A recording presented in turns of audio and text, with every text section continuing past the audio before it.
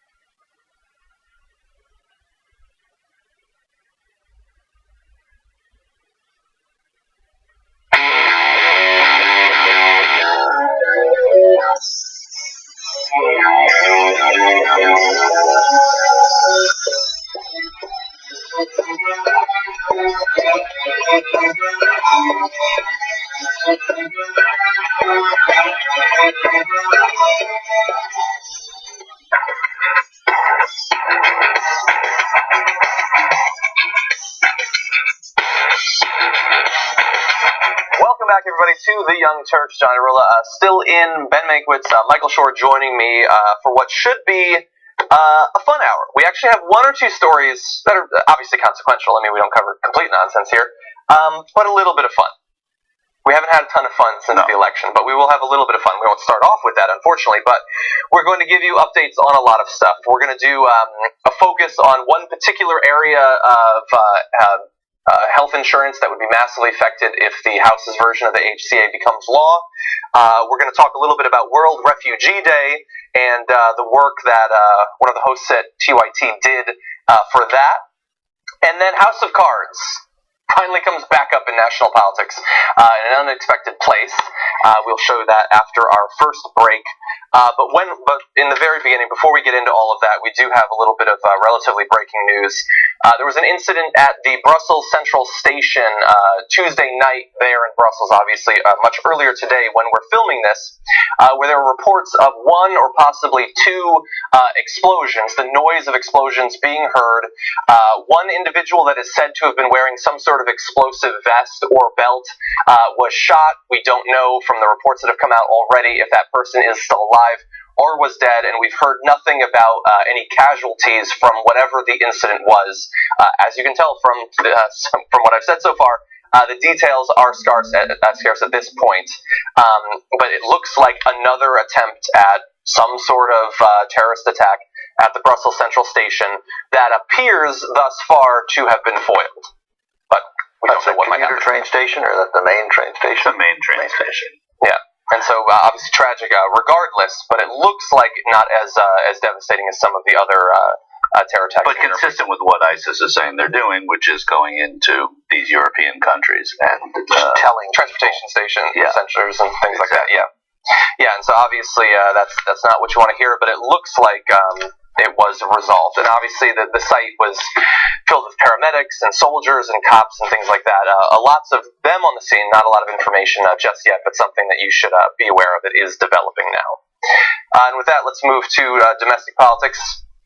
If you thought that the Republicans weren't doing anything about the opioid crisis in America, think again. They're actually planning something massive. A massive cut in federal funding for substance abuse treatment across the country, which shows that clearly they were paying attention to national concerns during this last election. And so this would actually come about as a nice little side effect of the AHCA or Trump Care, whatever you want to call it, and the cuts that would be made to Medicaid expansion that had been ongoing since the ACA was put into effect. The GOP healthcare bill would end the extra funding states get through expanded Medicaid in 2020 and place a limit on overall federal spending for the program in the future. This is one of the reasons, by the way, and we've cited this before, but we will again, that the CBO estimates that approximately 14 million people will lose their health insurance because they got it through that process that would be ended. And that obviously affects every area of those people's health insurance, but one area that doesn't get talked about nearly as much is the Medicaid influence on substance abuse treatment, including some of the most deadly substances, the opioids. Medicaid expansion accounted for over 60% of total Medicaid spending on substance abuse treatment in Kentucky, nearly half in West Virginia, nearly 60% in Michigan and Maryland, and almost a third in Rhode Island. And so if you're one of the people who got your health insurance in those states and many others through the Medicaid expansion under the ACA, you could find that once Trump Care gets passed, you suddenly don't have that money. And that's important because the substance abuse treatment is not cheap. According to one report, outpatient opioid addiction treatment that includes medication like methadone averages between $6,000 and $8,000 a year. And if you're paying out of pocket and using the most effective medicines, which are more expensive, you'll pay far more. And that means that people won't get the treatment that they're getting right now, which means that we'll have more deaths. On the upside, on the flip side, not the upside, but the flip side is many people with heroin addictions are quite well off. So, so they'll be fine, I guess. Well, this would have been bad news for Rush Limbaugh, I guess. That's true. He'll probably be okay, I would imagine. You know, part of his contract. It's good that we finally get some details because, you know, look, these guys aren't, as I've said, and you guys agree, and I think everybody paying attention, these guys are not interested in governing. I say this all the time. They're interested in ungoverning. They're interested in undoing government. And so, you know, initially Trump proposed that after running some of his campaign on how he'd fight the opioid epidemic, which sort of oddly became, or surprisingly, and welcomely became a campaign issue that Hillary Clinton addressed, that Bernie Sanders addressed, and that Donald Trump even. And Kasich a lot. It became an issue that a number of candidates addressed. The Democrats addressed it frequently, and Trump addressed it, and Kasich perhaps more than anyone. It's weird. They addressed it a lot in New Hampshire, which has among the highest rates. Yeah. Next to Vermont, which also does, and then it didn't really come up as much. The administration was originally eyeing a 95% cut to the Office of National Drug Control Policy. It was one of the first things. Not one of the first things, but it was an early Trump act, essentially totally defunding a federal drug control office in the middle of a nationwide opioid epidemic. Yeah. There was outcry from many Republican governors, including some federal Republicans, and every Democrat complaining, and then they backpedaled and they ended up proposing $369 million for the office. And it's not the primary source of being able to fight an opioid epidemic, but it is a central office which can coordinate, and if done right would be useful. So they end up backpedaling off their 95% cut, which is draconian and cruel, and again just shows a desire of, hey, let's just stop this department, let's not govern here. So their new proposal was $369 million, which they made. It's a 5% cut. So again, that's not tackling a problem. Mm-hmm. That is the opioid epidemic broke that tackle, right? And slipped away. It's a football reference, John. So they're going to end up getting credit to some extent for a 5% cut in what is clearly a national crisis. Yeah, and it was something that these numbers were obviously upped during the previous 8 years to the Trump presidency, and the problem has gotten worse. And what you're dealing with, though, is sort of the continuation that's trickled down to the Congress too. This is a president who seems to still be, in my estimation, pissed that Barack Obama made a bunch of jokes about him at the White House Correspondents' Dinner, and is trying to undo everything that happened in the 8 years of the Obama presidency. Yeah. I think a lot of the way that the Congress is running is the same way. They said no to it when it was proposed, and now they want to undo whatever's there and in the wrong places. Yeah, and the sad thing is that, I mean, look, everybody, the opioid epidemic is something that is an epidemic. It affects, basically every segment of the American population. But, I mean, this isn't like, I don't know, the crack problem where Republicans can sort of tell themselves that that's just a problem for other people. I mean, how many Trump voters, enthusiastic Trump supporters, will be affected by this if this goes into effect? Poor white conservatives that theoretically could lose their health insurance, stay addicted, and possibly die unnecessarily because of what Republicans are working their butts off in secret right now to achieve. Like, you sort of expect that the other side is going to get screwed in American politics, but when they're so enthusiastic about screwing their own voters, that's sort of perverse. And let's talk about why this needs to be addressed. And it's not just because I want to make sure that people stay focused on the HCA and the debate that's going on right now in the Senate, or the debate that should be going on anyway. Let's bring up this next chart. We showed this recently in the Young Turks. I want to show it again. The drug-induced deaths. Now, opioids are not the only component of that, but they are the single largest component of that. And opioids, theoretically, okay, they're dangerous. There's always going to be some deaths. And so maybe you're at some point on that line. But the rise, that is because of the profit motive. And it's easy for many people, I think, that haven't experienced this. They don't know anyone in their immediate family that's experienced it. I think it's a shrinking percentage of the American population that doesn't know anybody, but there's some people that will look at that and say, at the end of the day, okay, it's not marijuana, it's not crack, but it's still drugs. And these people theoretically could have just stopped doing it. But you get on it because you hurt your back or you hurt your leg or something, and then the human ability to overcome that addiction, like, these are incredibly strong, incredibly addictive substances. This is not a matter of willpower. This isn't put down the muffin. This breaks down your body's ability. Which, by the way, I can't do. So I can't even do that. I can't literally do that. I've never had a drug like this. I imagine I would be addicted, and that's why you see the numbers of people dying shooting up. And that is a trend that might continue, might accelerate if Trump care gets put into law. There is one other, and of course, what that number of 60,000, nearly 60,000, or 52,000 lives nationally? 55. 55 now. I'm looking at it. I think last year it was actually higher. I think 15 numbers? Yeah, I'm looking at 15 numbers. I think it was 59,000 last year. This particular chart doesn't show that. So 60,000. And here's what happened. A lot of people didn't die, but their lives were ruined. Yes. And that's, many more. Many more. Well, not to mention the families of the people that are. Don't mention them. I won't. I said not to, so yes. I won't.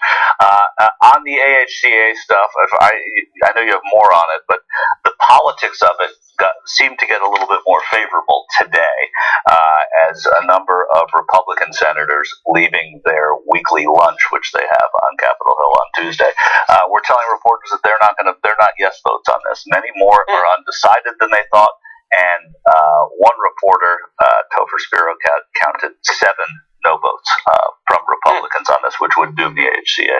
Anyway, as of right now, and they're names that you wouldn't necessarily expect. John McCain and John Cornyn. John McCain said he's not sure, of course. He threatened it. And he hates the process. Right, he hates the process. Yeah. John Cornyn, you wouldn't expect no. And then some of the other names that came out of there, Susan Collins, you would, Dean Heller running for office next year in a blue state, Shelley Moore Capito. Ted Cruz and Mike Lee are names that are being bandied about as undecided. Rob Portman, undecided. Those are impressive names. Ben Sass as well. So I think that the backlash that they've gotten for the process and stories like this and what people are saying about it. We're going to make some presidential bets on the old school this week, which I'm sure you'll both want to be in on. I can't do old school this week. Well, we still can include we want to do a draft of. I'll do that. It's going to be a draft. Well, I'm not giving too much away, but it's going to be a draft of, and it gets to this, of the people who Mike Pence will ask to be his vice president, not in the campaign, but when he has to appoint vice president. When you have to. This is a. I'm not interested in that game.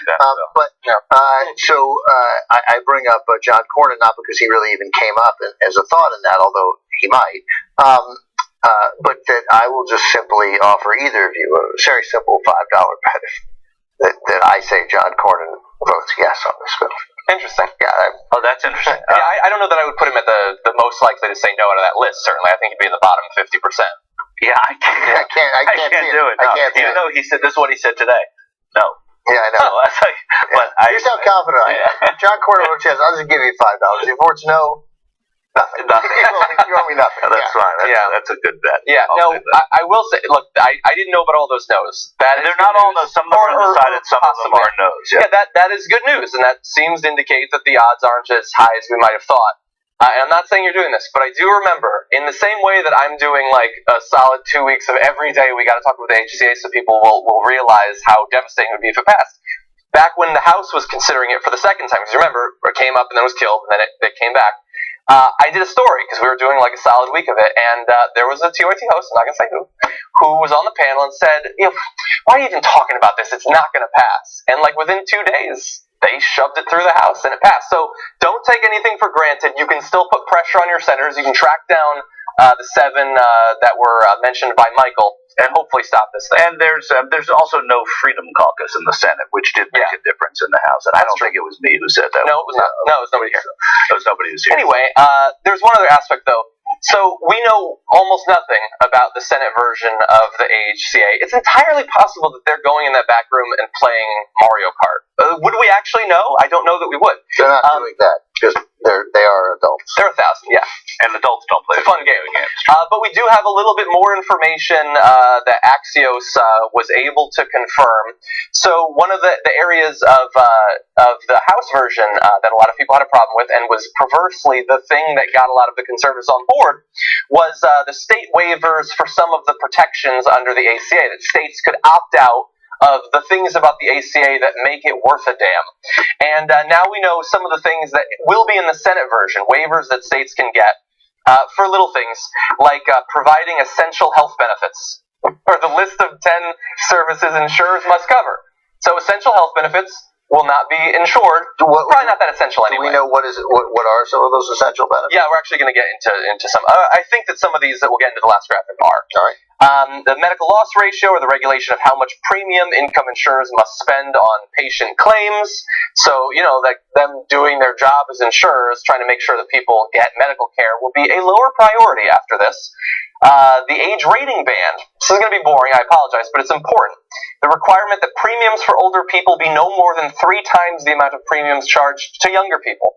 Which I always love when you win an election, you gain control of every branch of government, and then you give a massive middle finger to the oldest voters. Do older people vote? I don't know if they do. Maybe they do. But now, 3 times as much isn't enough. Older people could get 5 times. 10 times as costly insurance. Now let's go. They'll self-regulate and keep it to 3. Right. Why raise it? Right. And then let's jump to this last graphic. You're going to see how much you theoretically could have to pay for certain medical procedures or conditions under this new plan that's being considered. If we could bring up graphic 28. Because that text is way too small. Healthcare less is a there you go. Is what? It's a great banner. Thank you. So you're seeing there, interestingly, we just talked about drug dependency. Imagine having to pay an additional $20,000 for that if the states take the waivers. Something like prognin. I don't know what that is. Maybe it's a cancer. Pregnancy? It's probably rare, but if you get it, $17,000 additional dollars in certain states you might have to pay. I mean, depression, that's a big problem in America. $10K, that's expensive. Hemophilia, $344,000. And in certain forms of cancer, lung cancer, breast cancer, I'm sure everyone watching this knows someone who suffered from a form of cancer. Imagine on top of all the other problems that come with that, also having to pay $30,000 to $80,000, $100,000. I hope when this bill is finally given the light of day, and it may well be after it passes and becomes law, but just from a political point, that breast cancer is included in the things they won't cover, but prostate cancer. Like that would be that would fit the pattern. That would fit the pattern. That would work. Yeah, they go to the CBO. This goes to the CBO next week. Right, next week. These are the kinds of things that they will certainly look at. Exactly. Yeah, but we also know that they're going to try to vote by Thursday. So how much time are we going to have between the CBO report coming out and then the vote? Doesn't it go? Does it go to the CBO and they vote Thursday of next week? No, that's what I heard. That's what they're talking about. Voting. That's what they're talking about. And so it's important that we get this information out now, because if there is less than a day for people to put pressure, and if that's when people finally awaken, when they wake up to how terrible this bill could be, I don't know that theoretically that's enough time to stop it. So people need to put pressure on them now, and they need to not relent until it's actually killed. Anyway, we were going to go on to one more story before the first break, but I want to be able to give enough time to the videos. We're going to give you previews of Francis Maxwell's work abroad, interviewing refugees in Africa for World Refugee Day. So we are going to take our first break. There's one little TYT made a difference political story yesterday. We talked about how there was no FEMA director. Mm-hmm. Today, a FEMA director was. There is a FEMA director. Right after, Brock was confirmed today. 4 senators voting against it. It was passed 95-4. Gillibrand, Warren, Brian Schatz of Hawaii, and Cory Booker voted against him. But we have a FEMA director, just some weeks into hurricane season. Some weeks. Yeah. So we'll have to look into that. I'm actually not familiar with who it is, so we'll have the details on tomorrow's show. We're going to take a break right now. Let us know what you think about these stories. We'll be back in just a minute.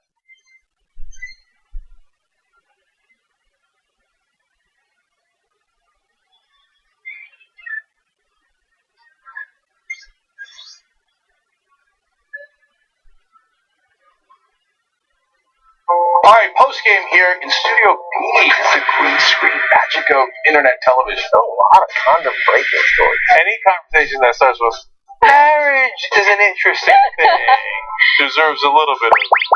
When the kid cries, perhaps that's that is an opportunity to do some. It's an opportunity to do some parenting. Yeah, parenting is you cry, you're gone. Oh my God. I love that video. Yeah, Ben, I got a great achoo.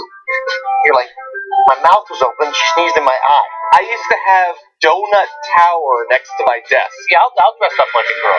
I sound confident now, Anna. Yeah. When we're off the air, I'm going to be like, how is this going to work? When you get literally asked why 21 straight times. Yeah. And like at some point you're fucking with me now, right? So I dumped the kids off at her mom's, and I drove down to La Jolla for a day. Kids. They're like, but Daddy, no. Why? What do you mean why? You asked me to look at you. You did it. You brought it up. You know you're doing it. Why? I don't know why. I was reading. She's lovely. And here's what's different. Like, it is a different feeling. Everybody says this, but it's 5:11 when we're shooting this. I can't wait to go home. Like that. I can't wait to see it. What you guys do is allow us to be open and honest, and we don't have to worry about censorship. We don't have to worry about sponsors telling us what we can and can't say. We're accountable by our audience and our audience only, and I absolutely love that. That's the best part about being a member. We love you guys.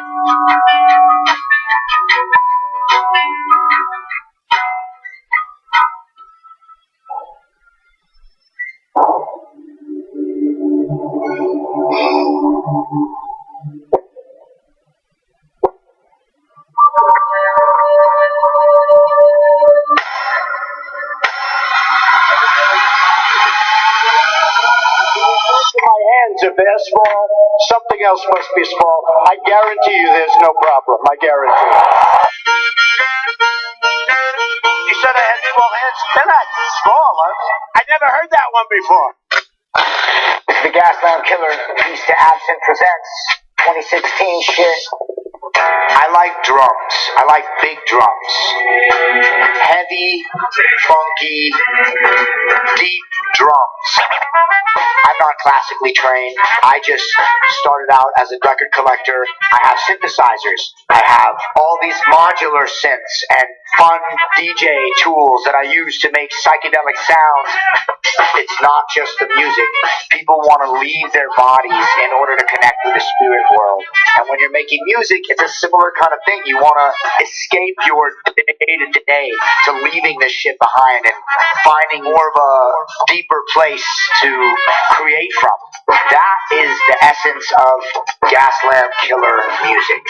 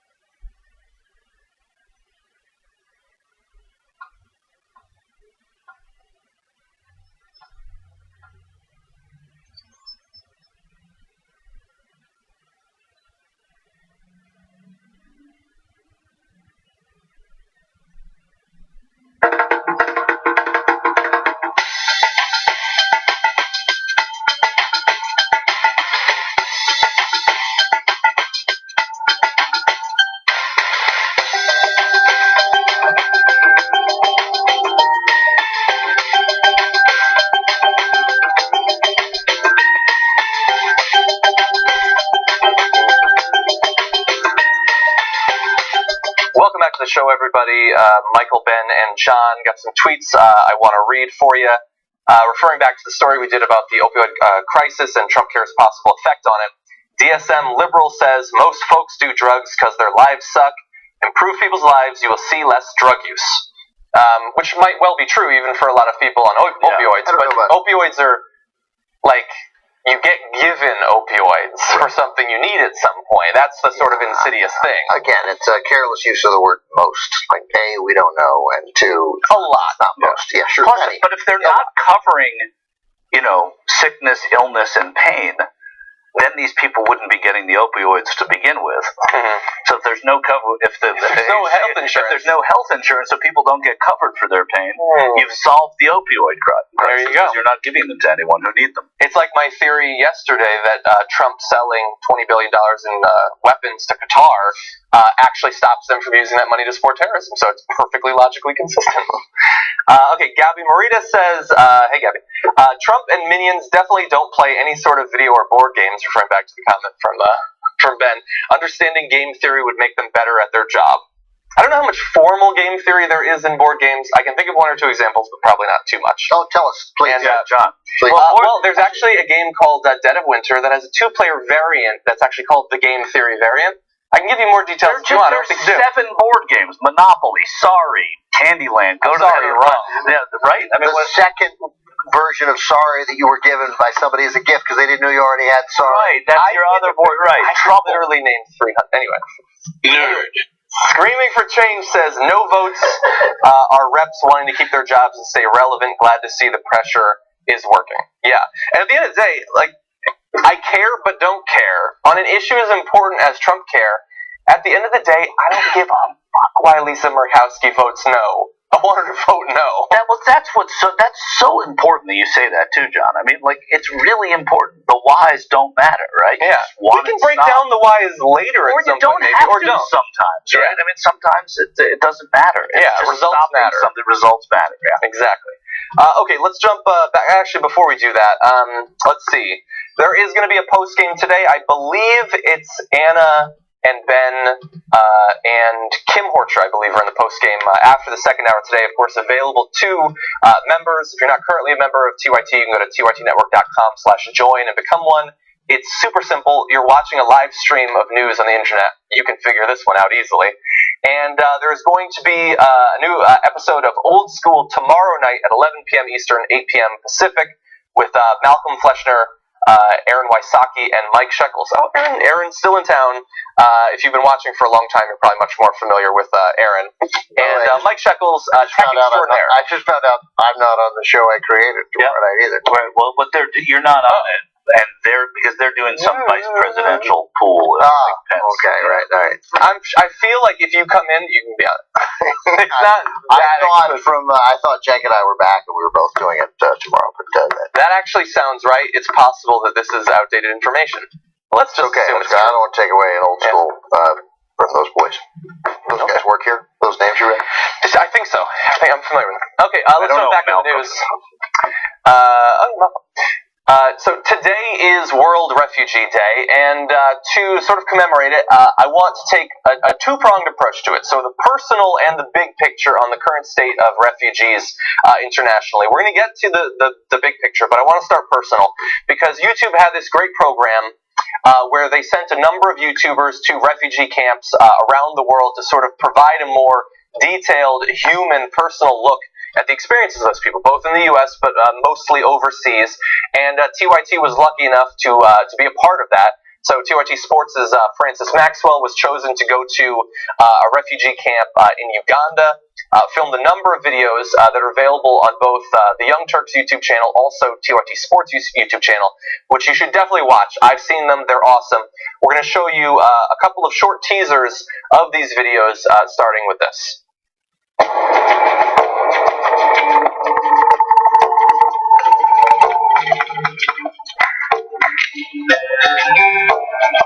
So I'm here in Uganda to look into the Biribiri refugee settlement, home to around 200,000 plus South Sudanese refugees, so an astounding amount. And probably you haven't heard much of it because, let's be honest, not a lot of people are talking about it. So I believe where we're going is to the border, one of which I think there are several entry points into Uganda, but we're going to go and see where these South Sudanese refugees are coming from. I don't know what I'm expecting. It's people literally coming across the border after just fleeing a circumstance that you probably can't even imagine. We're going to have a little bit more for you. There he is there in Uganda.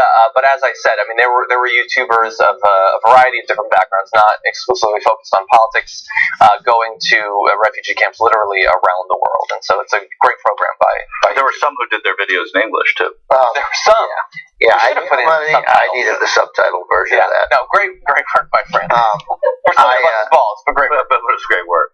I'm going to take credit for one of the few good things I've done here at this company, although it didn't really matter in the end. But Francis was been working here about a year, and he got offered another job because his talent was recognized. And he talked to me about it, and I went to Cenk, and I was like, dude, this is the kind of person you got to keep. You got to scramble. You got to keep this guy. This guy matters. And Cenk was like, yeah, I totally agree. I'm already on it. And now after seeing this, he's going to get a better offer. Yeah, and now he's going to have to do it again. Yeah.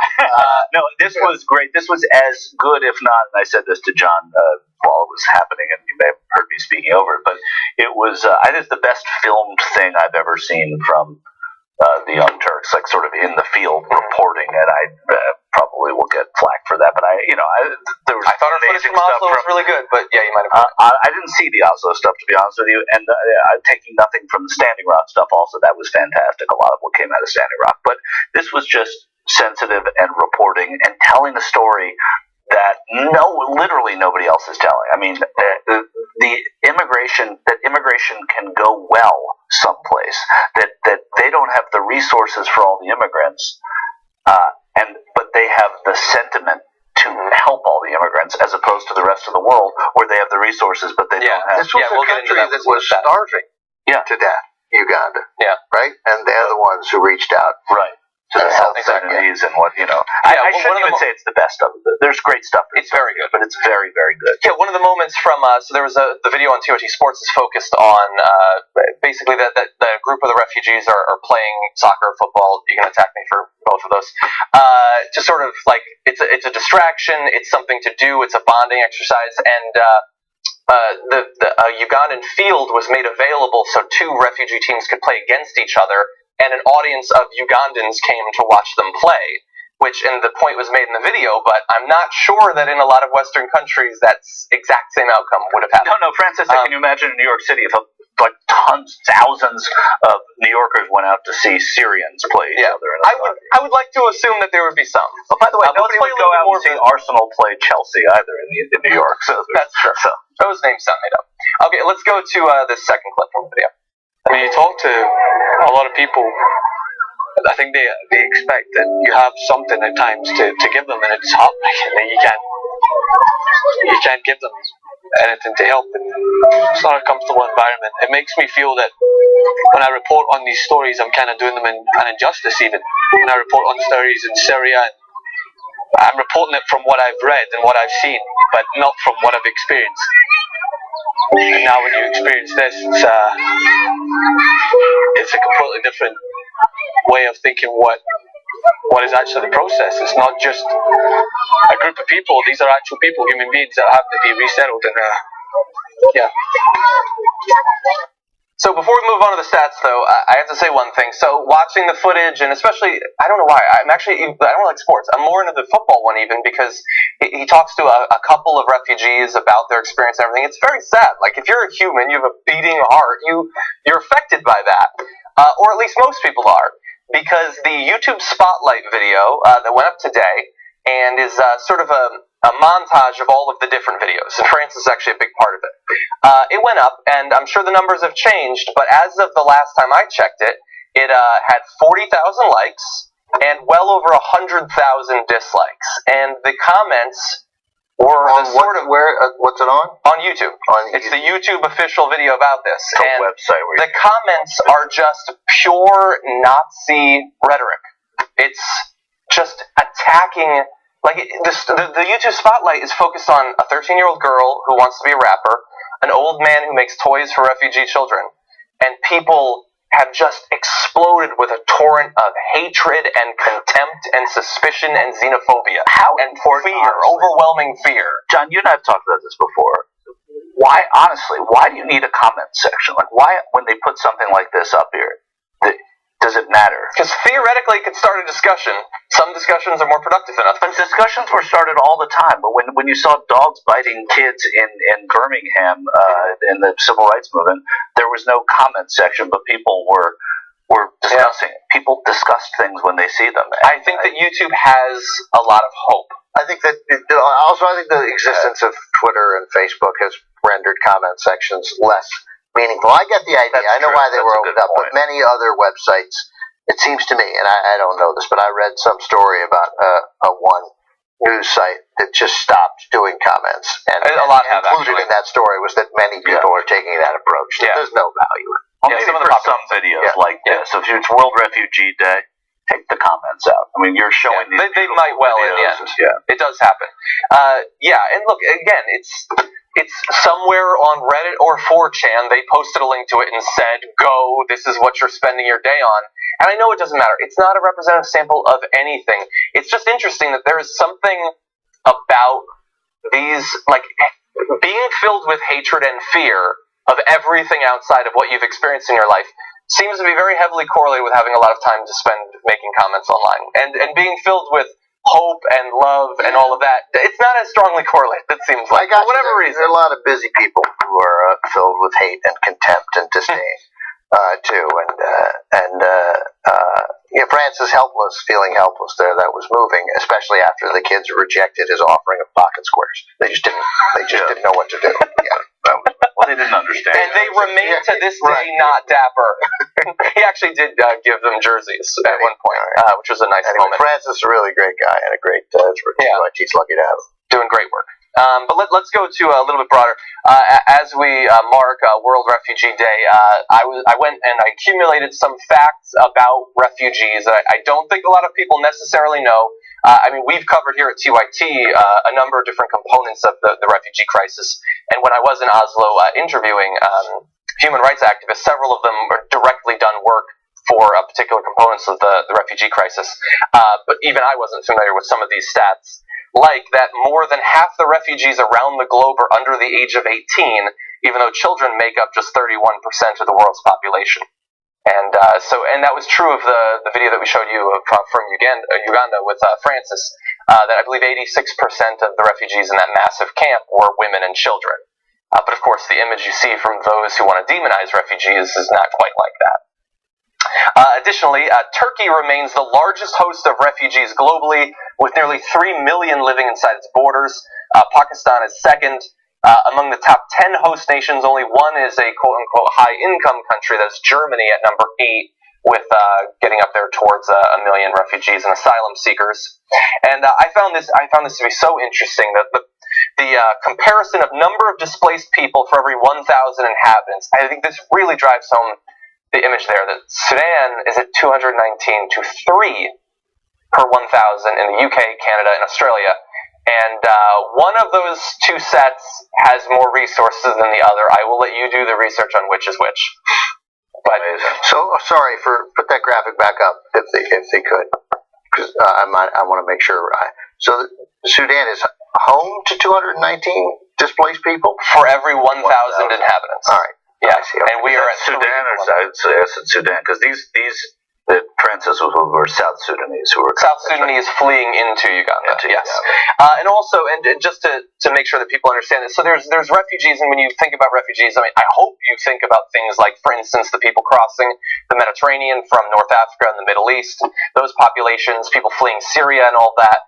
But there's also a lot of internal refugees, and in 2016 there were 40.3 million internally displaced persons around the world versus 25.3 million refugees.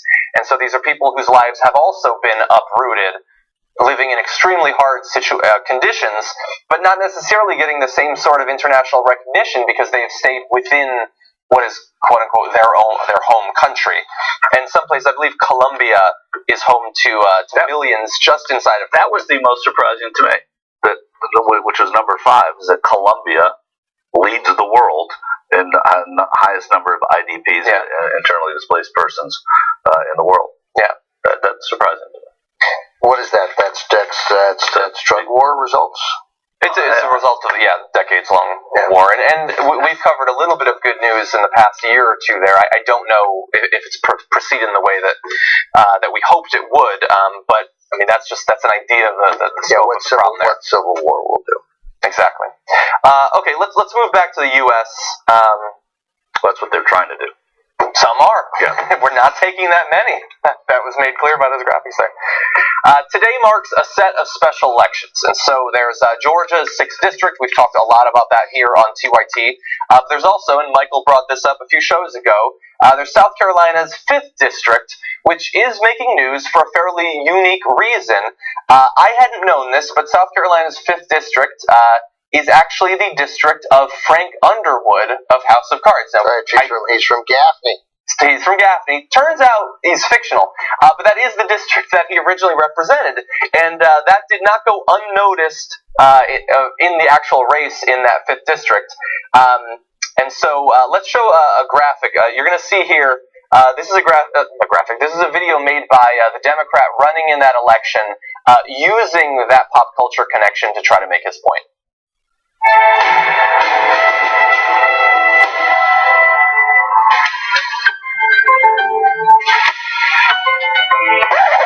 I'm Archie Parnell. I know enough about our U.S. tax code to bore you to tears. I know our trade laws and how to create jobs too. And I also know a few other things. We have a saying in Sumter where I'm from, never slap a man chewing tobacco. Always read the fine print. Shake with your right hand, but hold a rock with your left. The President of the United States fired the FBI director. That actually happened. It's not on the show. Whenever you get someone on the ropes, you throw a right to the gut and a left to the jaw. Donald Trump shared classified info with the Russians inside the Oval Office. Yep, that's a thing too. You see this woman? I love her more than sharks love blood. Archie? Even Achilles was only as strong as his heel. Sleep is for the weak. Come to bed, Archie. It's almost 9 p.m. There are 2 types of congressmen, doormats and matadors. I will be a matador for you. How'd I do?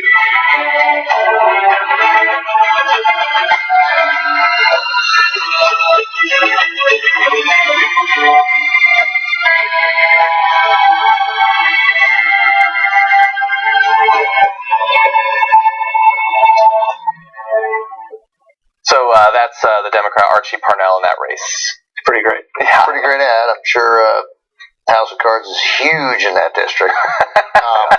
It's a big show nationally. It's possible some people watch it. The reason I put it on the show is I just recently watched the most recent season, and it was great. And so that was very appealing to me. I don't know that he necessarily sold the character quite as well as Kevin Spacey, but look, we want people to try to humanize themselves. The joke with the wife is nice and all. Look, it seems crazy. Crazy things happen in politics. I guess Trump won that district by 17 points. Generally, was it Mick Mulvaney. Before that, Mulvaney had John landslide. Spratt had it John forever. Spratt, but he got redistricted a little. But John Spratt had it for forever. He was a Democrat. Yeah. And with like a handshake, that was John Spratt's thing. I thought, like, John Spratt shook your hand. Oh, really? Yeah, We have a president like that. Yeah, that's true. And so, again, a Democrat had held that seat. It's not inconceivable. It seems so unlikely in the climate we live in now. But if Republicans are unmotivated and don't turn out, and clearly that, like, my hunch is that if he campaigned well and if he met people, they probably like him, right? And I'm sure they like him. Yeah, right. And I'm sure he won't win. Right. Yeah. So to put some numbers to it, Hillary Clinton lost South Carolina by nearly 19 points in 2016, and that particular district, the 5th district of South Carolina, is 19 percentage points more Republican than the nation as a whole. So that is Trump. I think Trump beat Clinton by 17 points. Yeah, so that's going to be rough.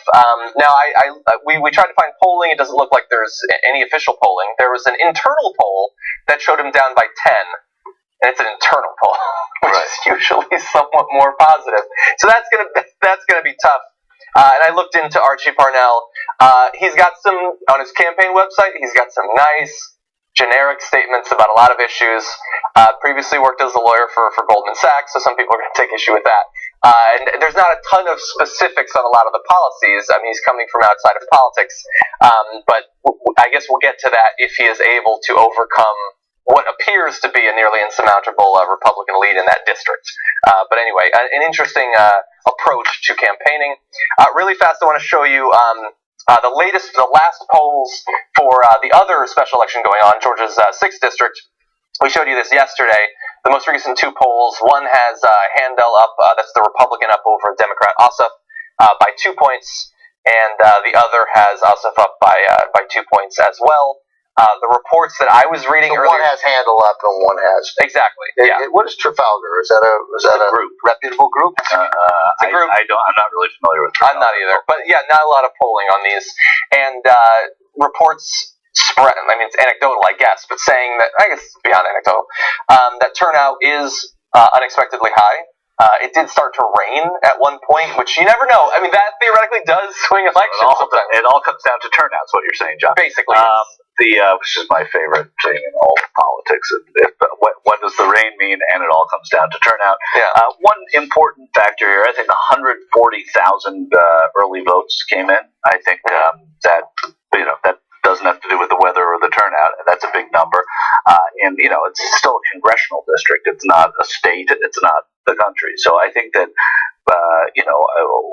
with Ossoff doing as well as he was doing in the earlier polls of this race, the early votes, that's where you might see some fair, but it doesn't matter. And look, polls close in 15 minutes, so we're not influencing it really anymore. But if you're thinking of getting out and voting for John Ossoff, go do it.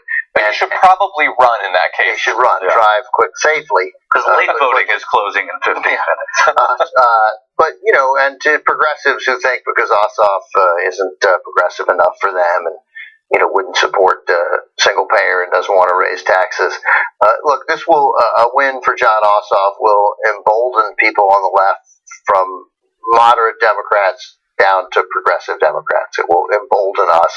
It will help. It could help single-handedly it could play a role in sending a message that defeats the AHCA. It's huge on a number of circumstances, and it will cause people to run effectively as Democrats all across the board in places where it's easier for Democrats to win and in places like where he's running where it's hard for Democrats to win. Yeah, whoever loses this race will declare tomorrow that they're running. They're running again because the next year. Right? election is a year from the event. That's true. Yeah, our system's great, and also with Bernie Sanders stumping for him, if Ossoff wins, that is going to help Bernie Sanders' stature.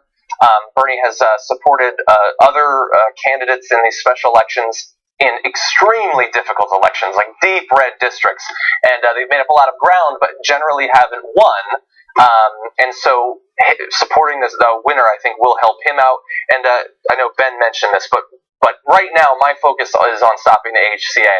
And I don't know that there's logically a reason why Ossoff winning should affect that, but I think that in America it probably would affect it. Well, it will tell some of these Republicans. Right, that's all it was. It sends a message to Republicans who are not in safe districts that this vote matters. And I disagree with Michael in that John Ossoff will run again if he loses because he'll be the guy who nearly won in a red district. If she loses, she's the guy who's lost to a Democrat in a district Republican should have run. That's a possibility. And she's also a lunchbox. So she's dumb as a lunchbox. The other thing, and I think it's important. I mean, you don't look to South Carolina 5 that we were talking about. We're not going to take the gavel away from Paul Ryan by winning South Carolina 5. But the Democrats are going to be able to make inroads with wins in places like this because they're going to encourage other Democrats to run in districts that might be a little closer. They're not like South Carolina 5, but they're other districts that are closer, get good candidates there. So it has a just a little contagious effect. If that's a plus 19 district, and suppose our buddy Archie, what's Archie's last name? Parnell.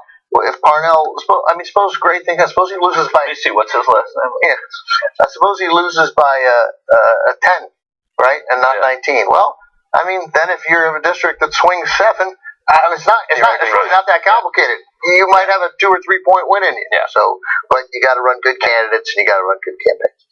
That's true, and we will hopefully know by tomorrow. But with that, we are going to have to take our second break of the hour. Stick with us. A lot more to get to when we come back from this.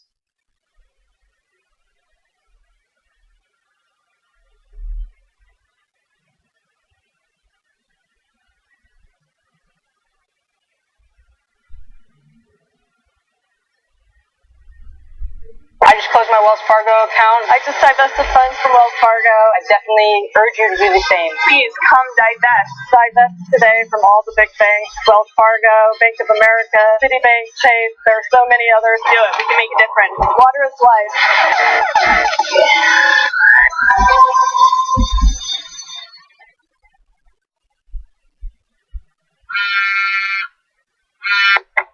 Hey, Jen, what's up? And I want to do a YouTube live clip, but not live. Go.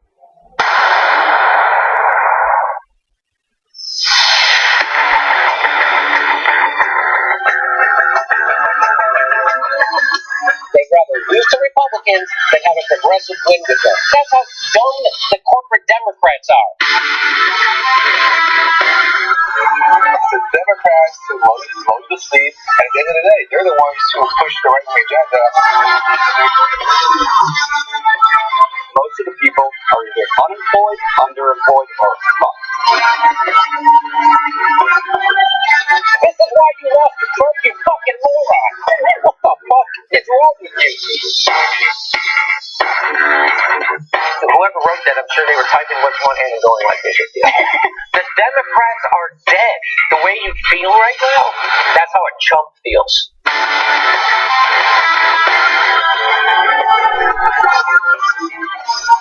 Do not freak out.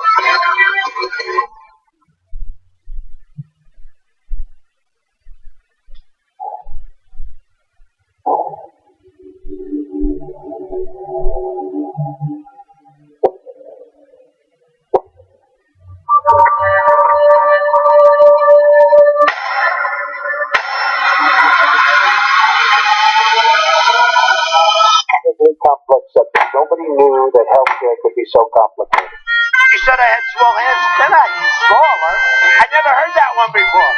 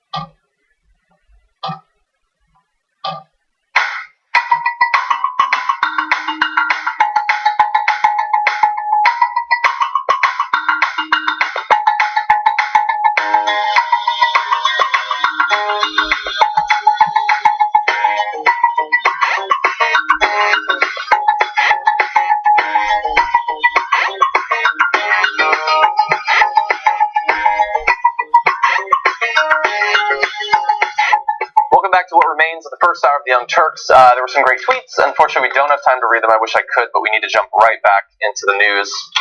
There's a lot of excitement around the country and the political nerd world, anyway, about an upcoming Supreme Court case that could significantly alter the future of the practice of gerrymandering in the future.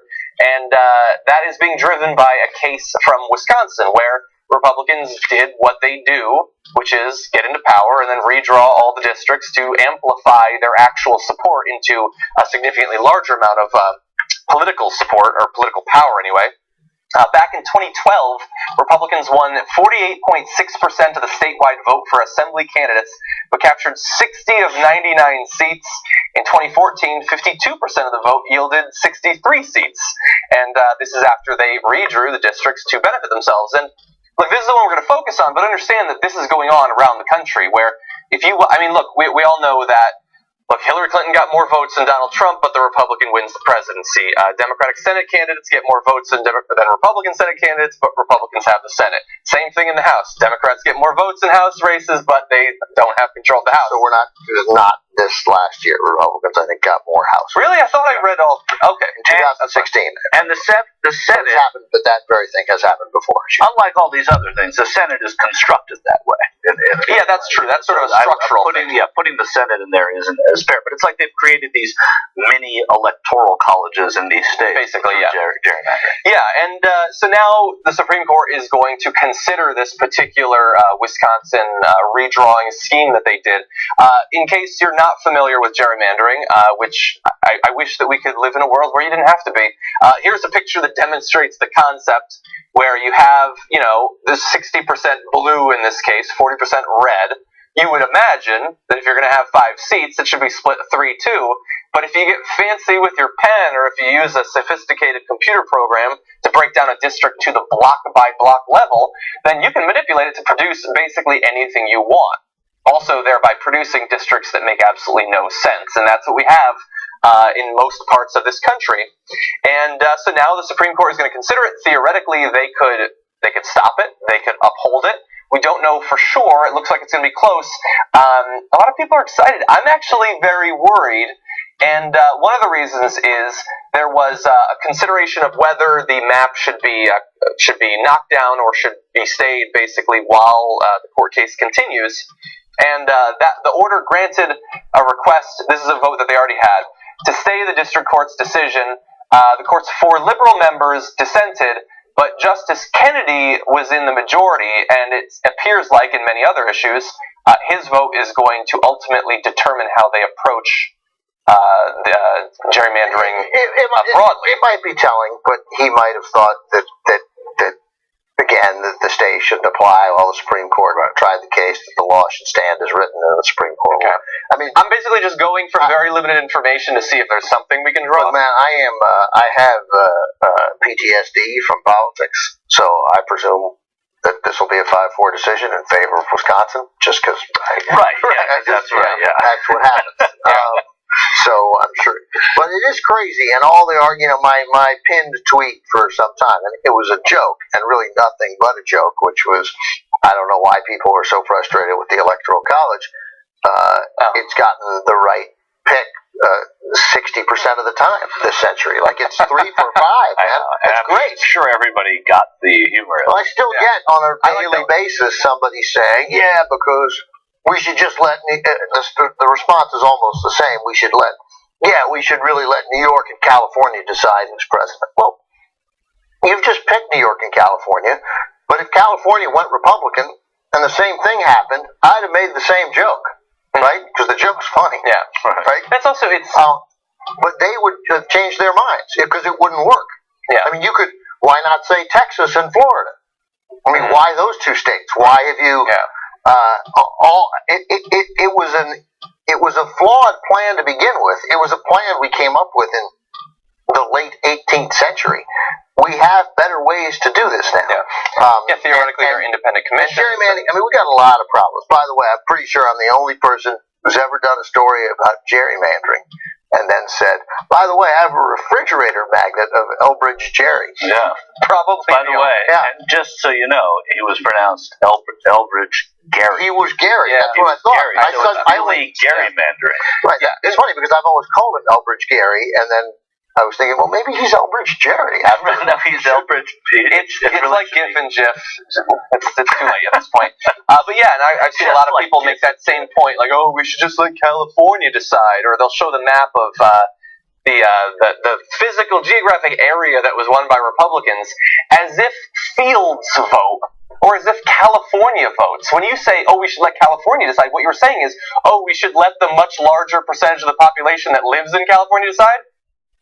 Yeah, probably, because we let people decide, and people live in these big states. And I guarantee that sometime in our future, a liberal candidate will win because of the way the electoral map is laid out. I hope and the more conservative candidate, and it will still be dumb. It'll still be dumb. Like, I am positive it'll still be dumb.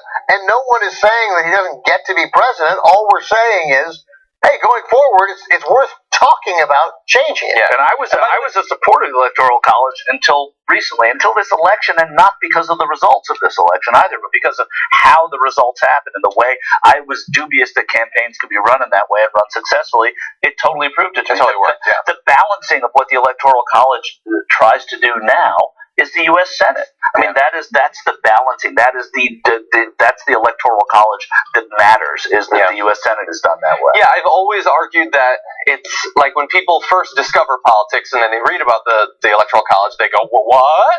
And they don't think that there are potentially some positives, and there are. There are some potential positives, and I've argued those in the past. But yeah, you can't override the more popular will this many times. And we were told immediately after the election, you're not allowed to talk about this now, you're just pissed about the election. Okay, it's been like 6 months. Let's talk about it now. Let's talk about getting rid of the Electoral College now that we've all simmered a bit. It's failed twice in 5 times because ultimately everyone instinctively wants the person who gets the most votes to win. And I got news for you. We're closer to it sort of working out, or we're just as close to it working out as we are to Hillary won by 3 million votes.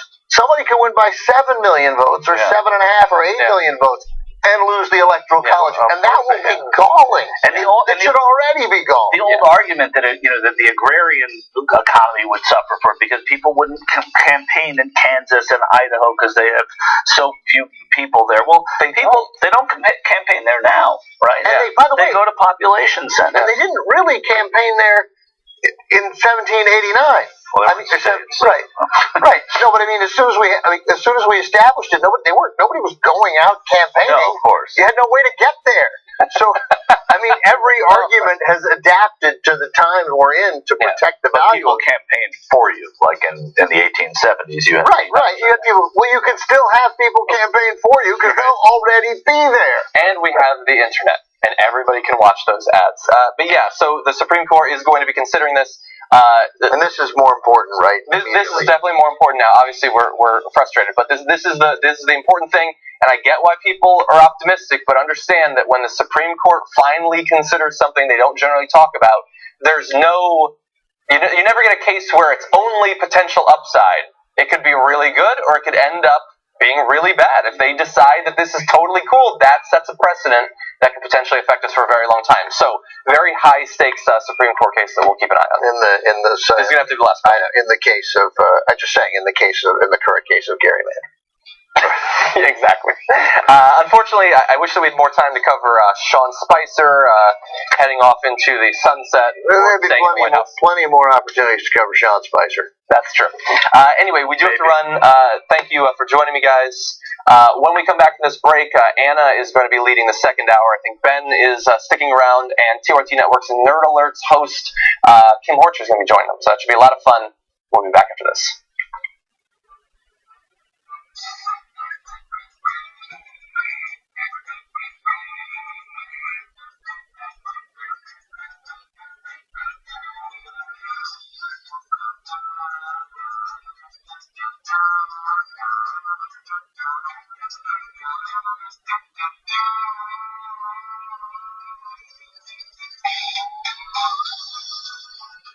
Hold with that. I love that I'm getting a little transparency and I'm knowing what you guys like and dislike, ideas on how to improve the show, topics that maybe we haven't heard of yet and you really want us to cover.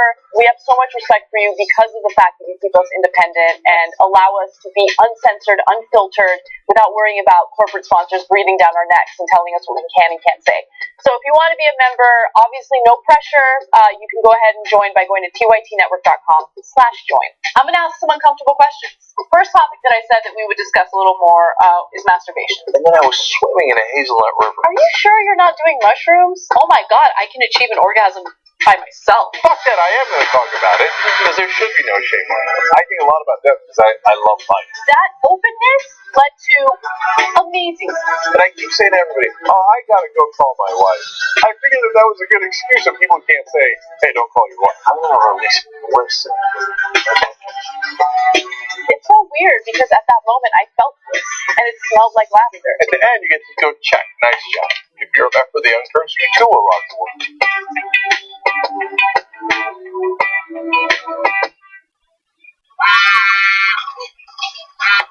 Hey, what's up?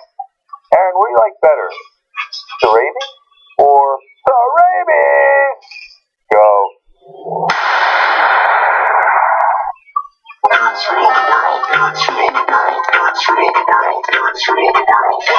the Nerd Life. Welcome to Nerd Alert, everyone. We have an exciting show for you this week. Glad to communicate with all the nerds out there. What's beautiful about geeks is geeks are open to everybody. That's the thing. It's like, so you got your thing, I got my thing.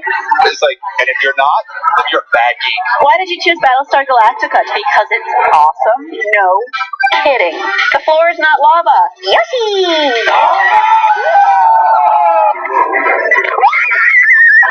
Ah, my nightmare!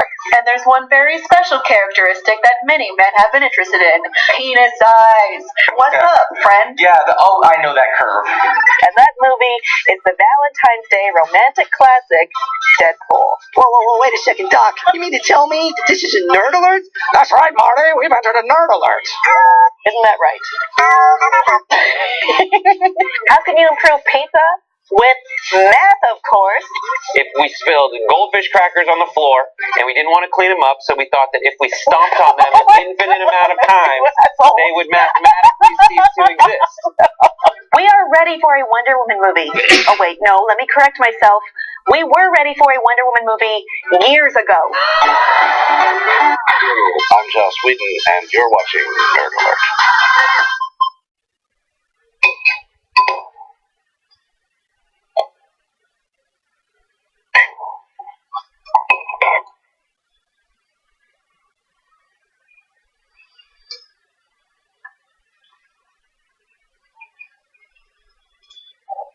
Can we eat in here?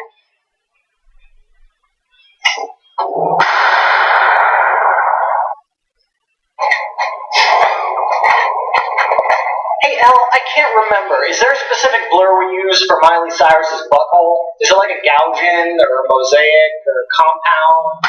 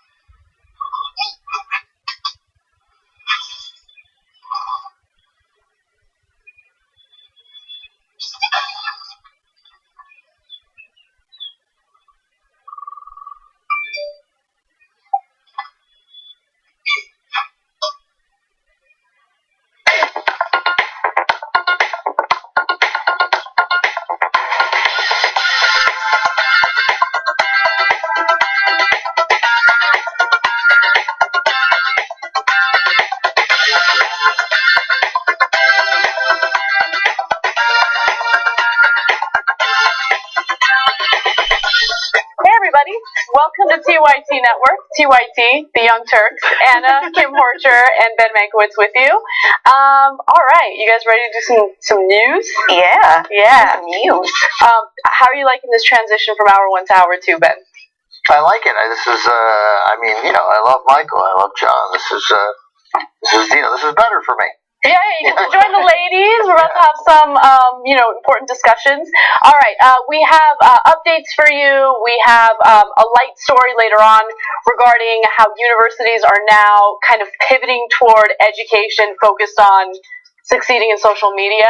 Education in sarcastic quotes. Yeah, exactly. So you don't want to miss that story. But again, I want to make sure I encourage you guys to use the hashtag TYTLive to tweet to us, and we will read your tweets during the breaks and, of course, respond to them when we come back. All right, let's get started.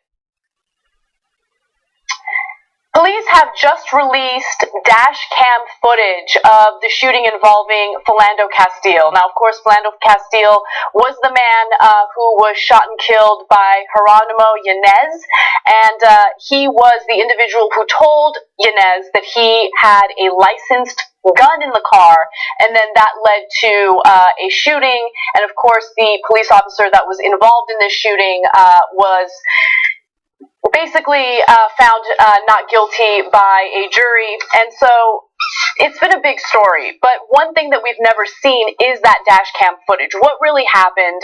It seemed to be a little bit of he said, she said in this situation, or he said in this situation.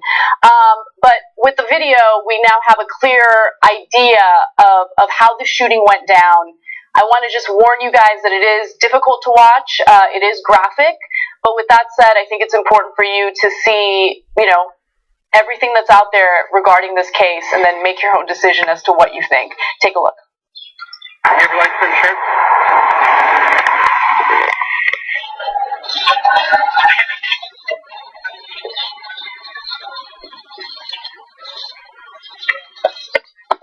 I have to tell you, I do have a firearm on me. Don't reach for it, son. Don't pull it out. Don't pull it out.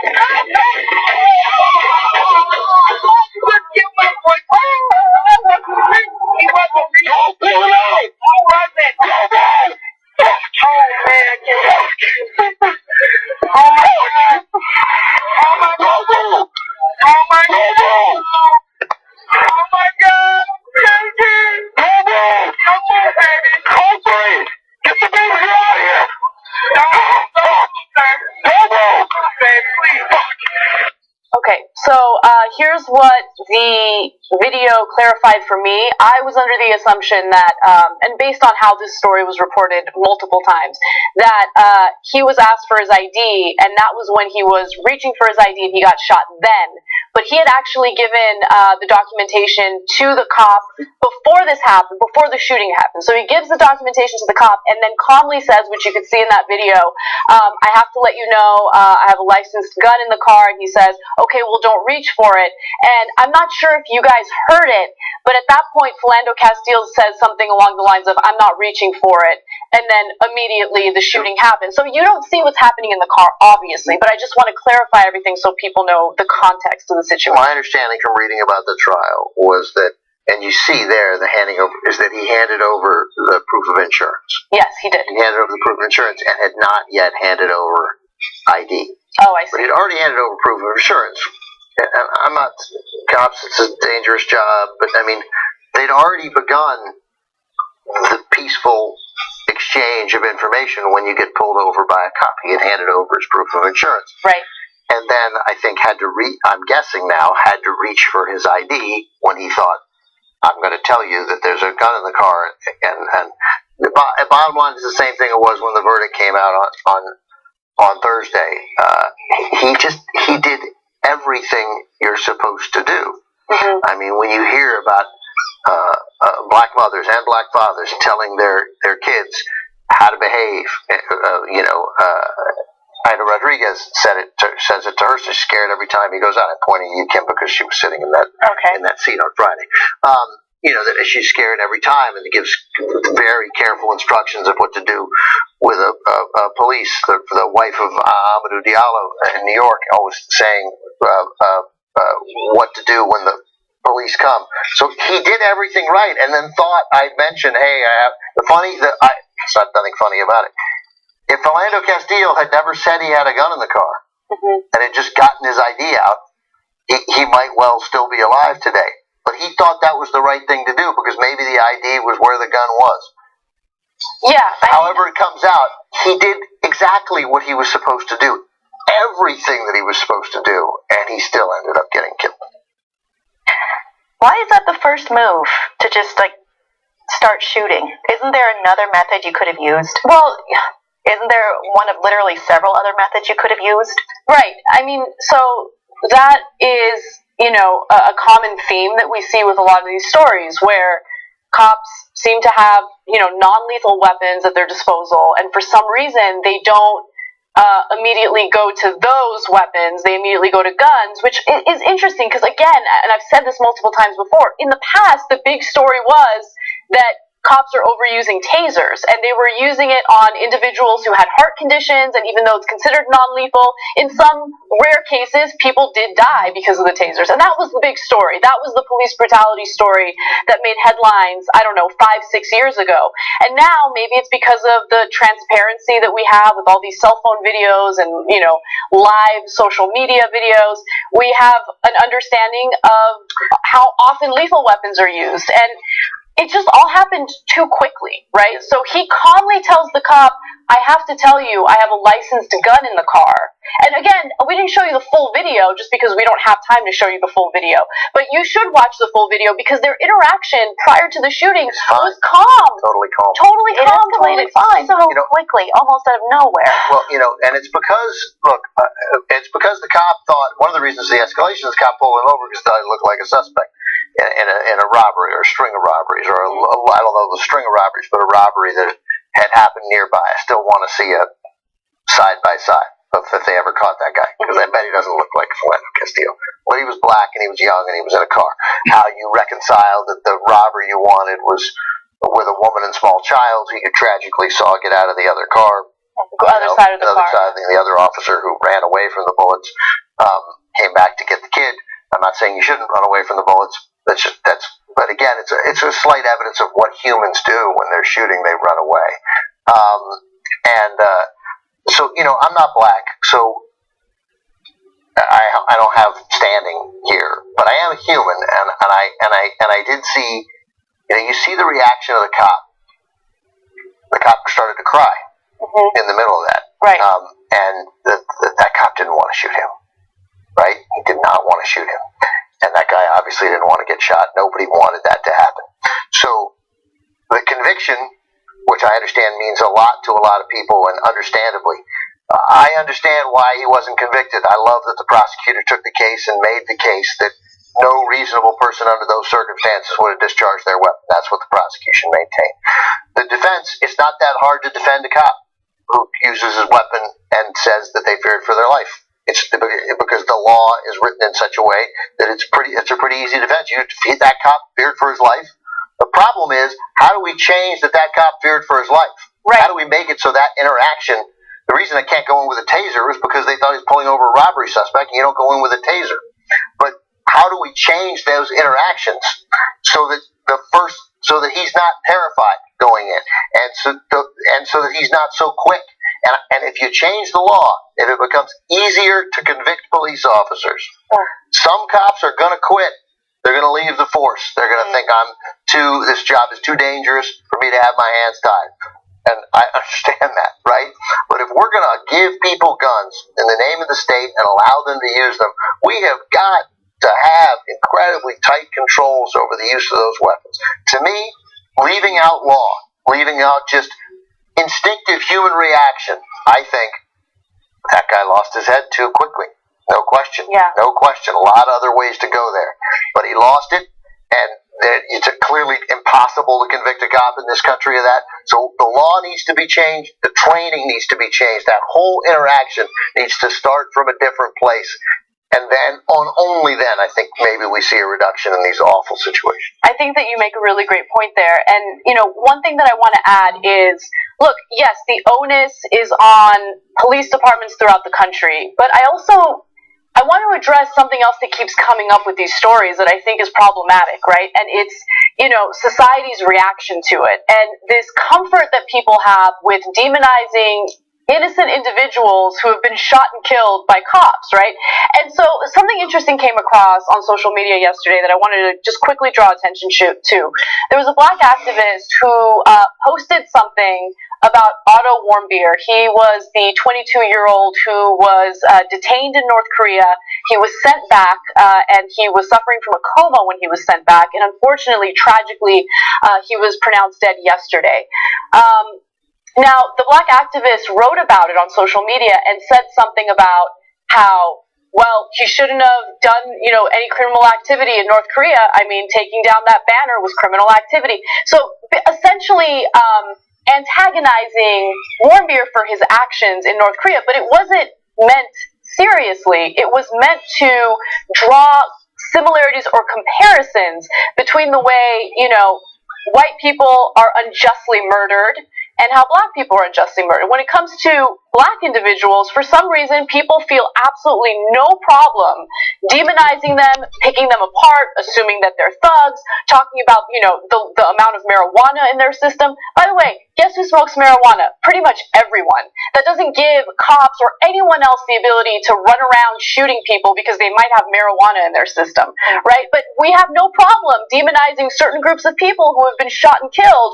But if someone posts something about Otto Warmbier, who's a 22-year-old white guy who, by the way, tragically was murdered and should not have died, and no one should ever make excuses for any type of murder, right? But if anyone makes the same type of argument about Otto, well, then people are up in arms and they're angry about it, right? And that individual got criticized quite a bit for posting that, but he was making a political point. And right, and people should get mad at that. Yeah. Abstractly, not given. I didn't get that guy's point at all, but I just read it, and so I was like, oh well, you got yourself in trouble for that. Right. But I didn't get it. You're right. I'm glad you pointed that out because we do it all the time. We did it with Mike Brown. People try, but here's the deal. Good luck doing it with Philando Castillo. Right. He did every goddamn thing right. Everything right. He let the police know there was a gun in the car that he was legally allowed to carry. This was a guy, by the way, and Philando Castillo, tragically, I think this is right. I hope this is right. I've certainly read it on social media, and I think read it at the time of his killing. He was a professional get stopped by police while driving. He'd been stopped more than 40 times. The number 46 is what's in my head. 46 times that guy had been pulled over by police. 46 times. I know. Right? Either he's the worst driver in the history of Minnesota, or that guy just gets pulled over a lot because he's black. So he knew how to get pulled over. He was careful. His girlfriend's 4-year-old kid was in the car. He handed over the insurance. He didn't have the license right away. He warned the cop about the gun, and damn it, the guy still got it. It's terrible. It's hideous. It's not about whether to me, but I don't have the standing for it, so I get it. You're outraged about the conviction or the lack of conviction. You have every right to be.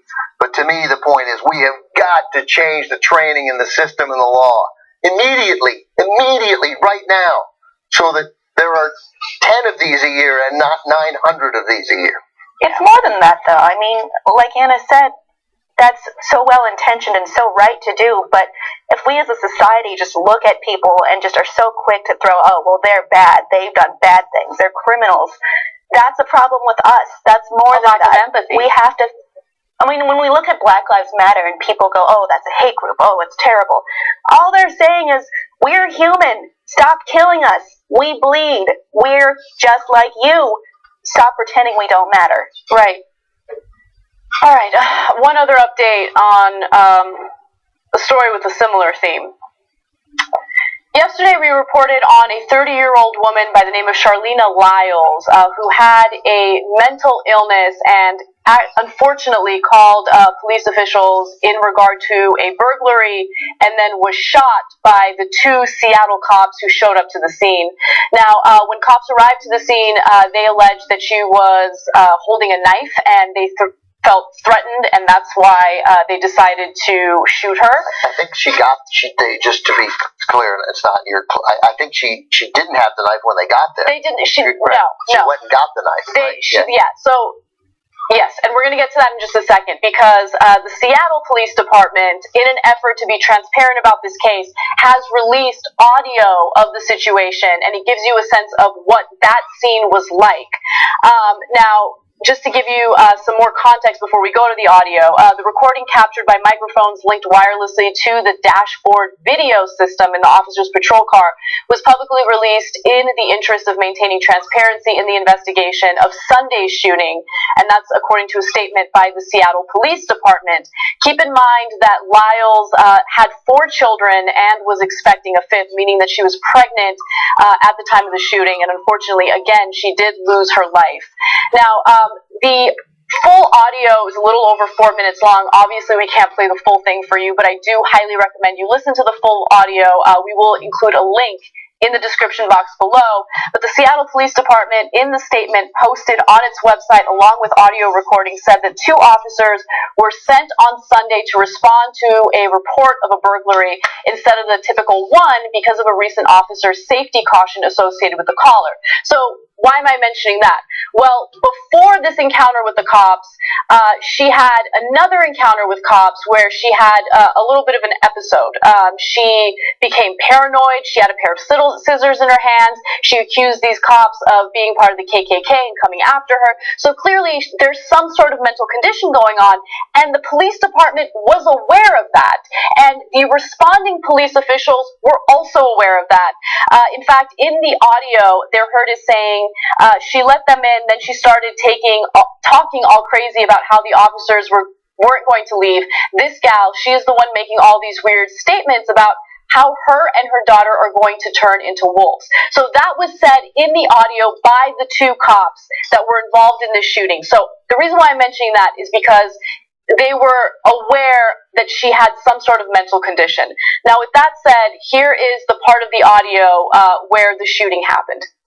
They said an Xbox was taken. Yeah. And what was the technical money?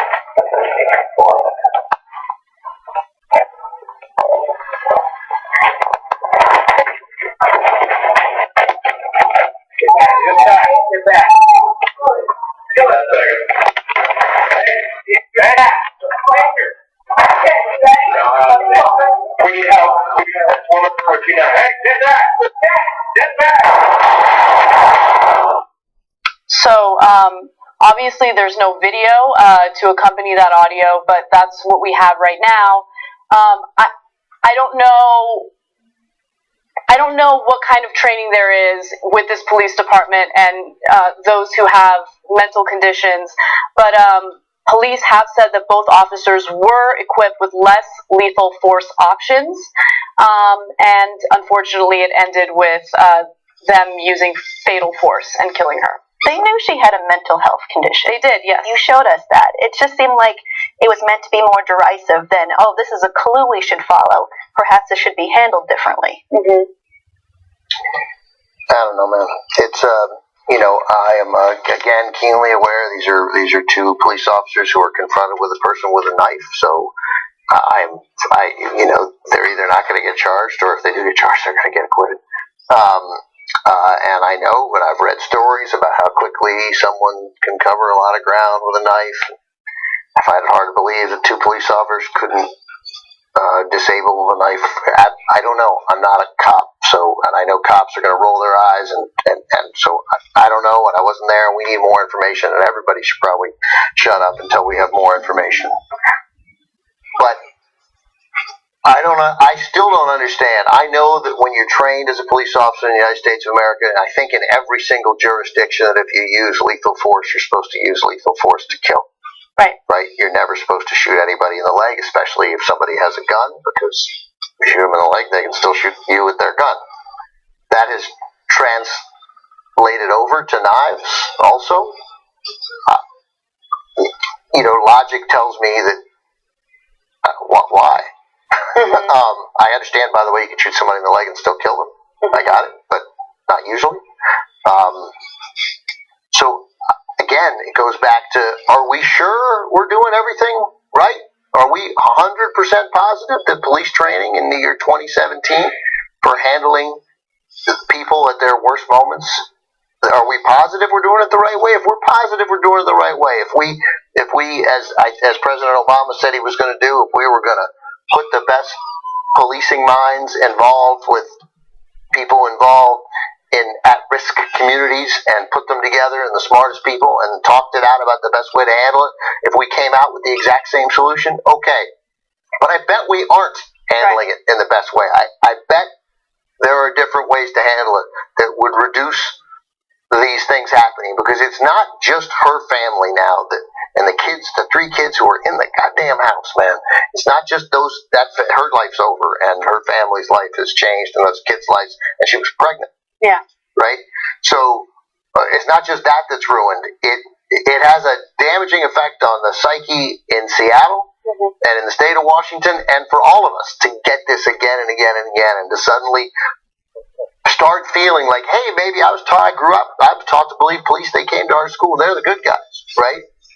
There's damage to our collective psyche when we stop thinking that. And for some, that happened a long time ago, and they're not the good guys. And I totally get, man, I have enormous privilege as a white male to where anytime a cop has asked me to do anything, I do it, and I've never had a fear in my life. And my run-ins with police have been negligible, if I've had any. I can't even remember, maybe one.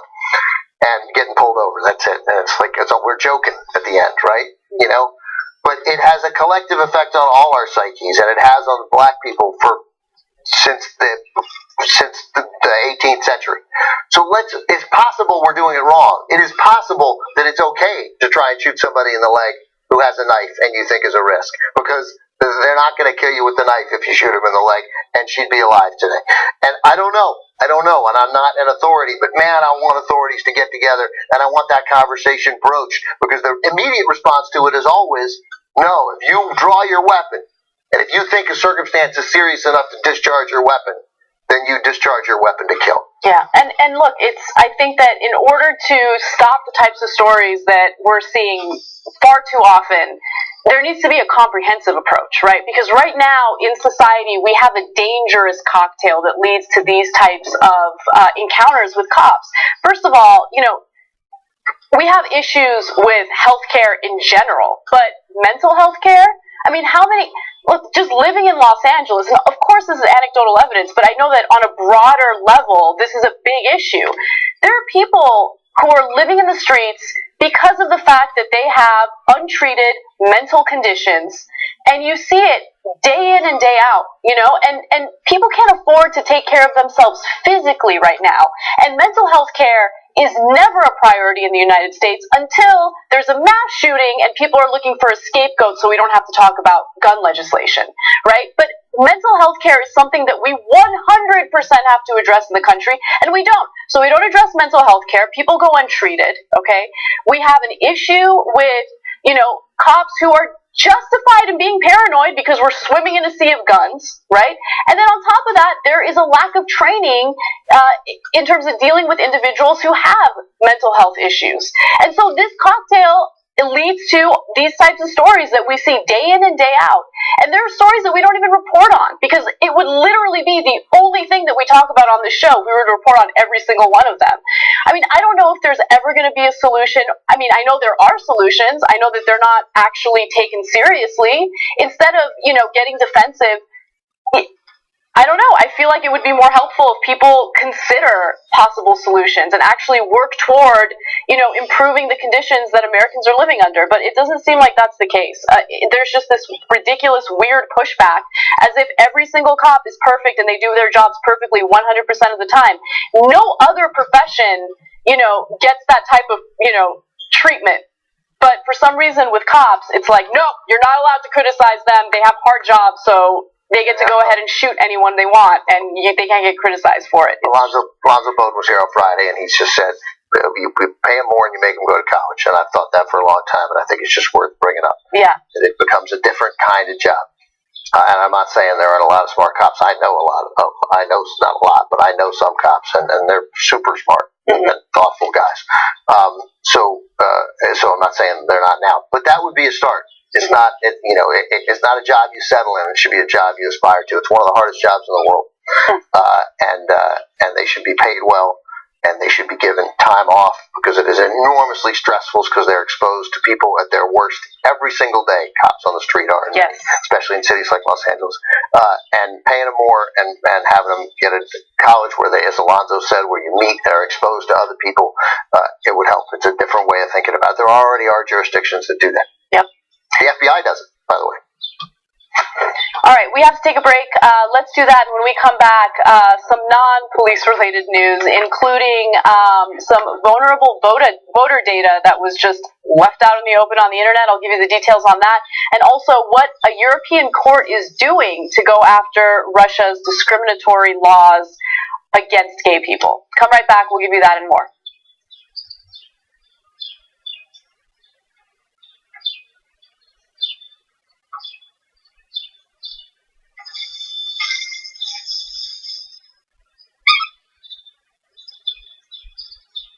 Do you trust the establishment media? The United States economy has never been better. Monetary policy is spectacular. Everybody thought Jamie Dimon was the king of Wall Street last week.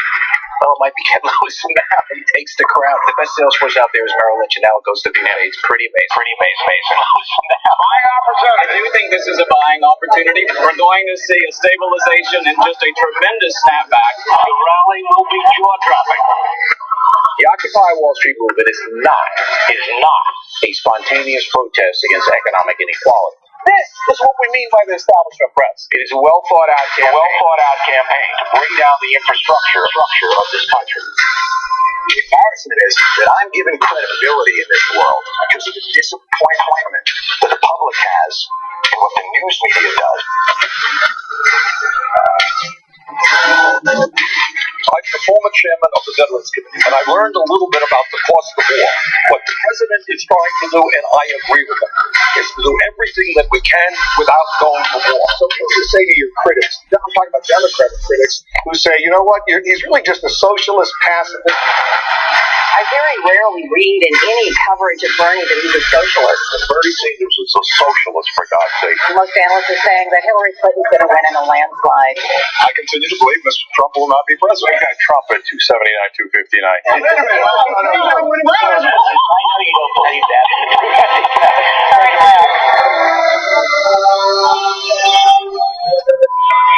We're not going to be polite anymore. You know what we're going to do? We're going to fight back.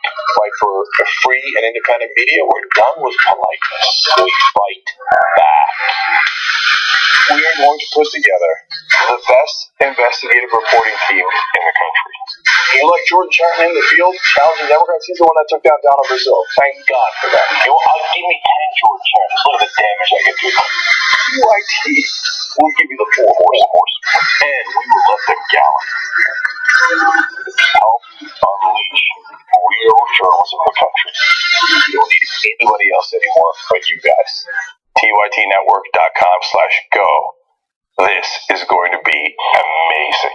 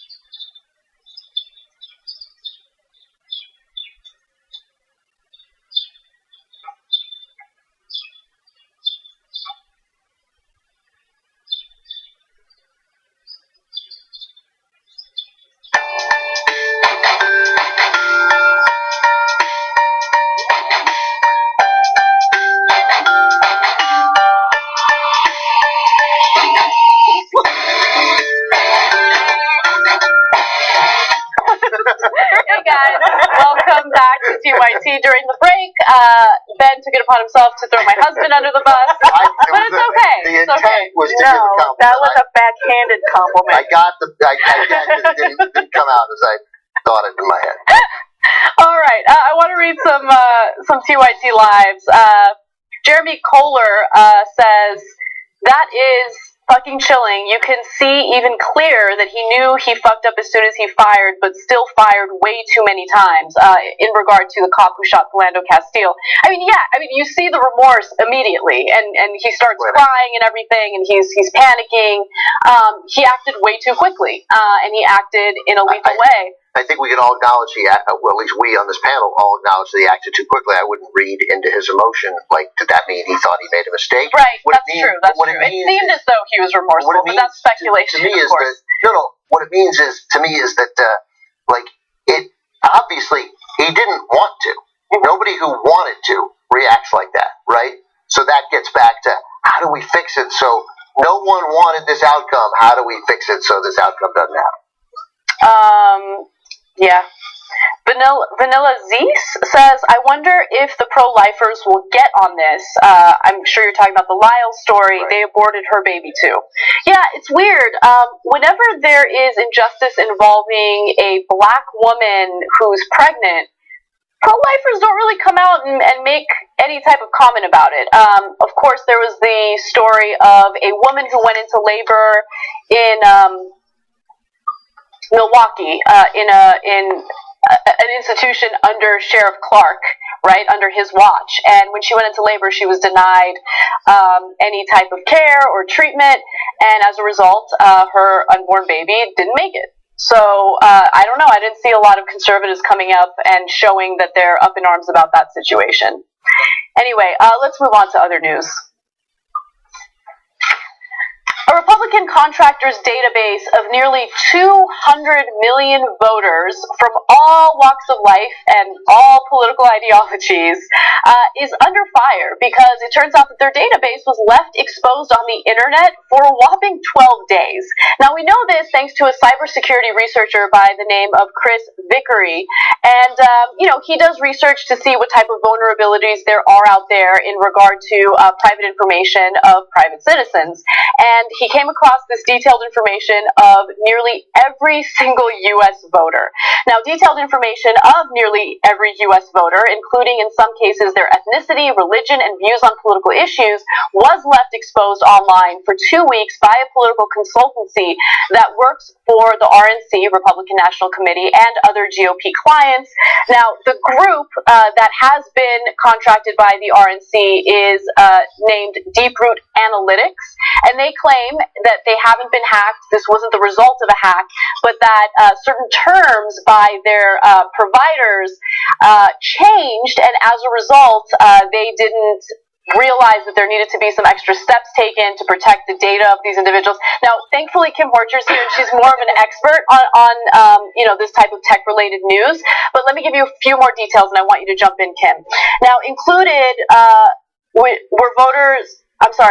which voters are suspicious of Wall Street and pharmaceutical firms, or who reluctantly voted for Hillary Clinton or supports the Affordable Care Act. So this part is relevant because this isn't just private citizens. Obviously, this is voter information that also includes public figures, politicians, and so there might be some Republicans in Congress who might have reluctantly voted for Hillary Clinton. Like, obviously, this is incredibly private information for a lot of people, and to know that it was just out there, vulnerable for anyone, is concerning. A lot of that information is technically public record, besides the who reluctantly voted for Hillary Clinton, who is an opponent of the Affordable Care Act, whatever, like things like name, where you live, what your party is, blah, blah, blah. This isn't the first time Vickery has done this. Mm-hmm. Earlier this year, he found 87 million Mexican voter records on an exposed database. And then before he found several U.S. voter databases online totaling 18 million voters, and the state of Louisiana's entire database of 2.9 million voters. Now, we have this company here kind of blaming a third party, and that, in my experience, seems to almost always be the case, where this has been this very sensitive and very important data has been put in the hands of someone else who is in some way vulnerable or some way exposes whatever the information is. This is how things get exposed in the Internet of Things quite often. And I also think this is kind of symptomatic of, as a society, we've kind of been taught to stop caring about our own data privacy. Right. And, we get, asked by certain websites to share all of our Facebook info or share all of our contact info, or all of it's posted out there, and we think, oh, it's fine, it's okay, but it's not okay. You have to stop being willing to wholesale give up all of your privacy, all of your data, because that will be used against you one day. Or what do you do? sold. Okay, so here's my question in response to that, though. What do you do when you want to register to vote? I mean, you have to use your address, and to know that, look, there are people who go to extreme lengths to keep their address private, right? And, what do those people do? If they come across stories like this and they want to vote, they want to be part of this democratic process, right? But they also want to maintain their privacy, especially where they live, or which issues matter to them. Maybe they don't want their, political ideology to be out there available for the world to see. You know what I'm saying? We need to do better with our state and federal security measures. I mean, in the last election, we found some of the voting machines were over 10 years old or running on software that had Windows 98 involved. Wow. We have to be better about that. We have to value our privacy more.